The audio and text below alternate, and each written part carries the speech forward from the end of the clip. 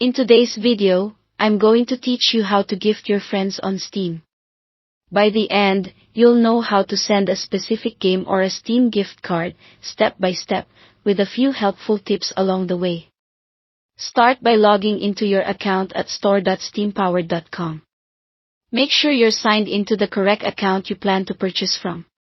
Once you're in, if you want to send a game, head to the store and use the search bar to find the title you want to gift. Open the Game Store page, glance over the edition or bundle options to ensure you're picking exactly what your friend will enjoy, then click Add to Cart. Next, go to your cart. Here, select Purchase as a gift. Depending on what you see, it might appear as a drop-down labeled This is a gift. Either option leads to the gifting flow. Steam will show your friends list. Choose the friend you want to receive the gift. They need to be on your friends list to appear here. You'll have the option to include a personal message and even schedule a delivery date, which is great for birthdays or holidays.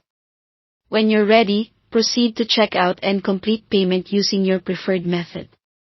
After payment, the recipient will get the game right away in their inventory or on the date you scheduled.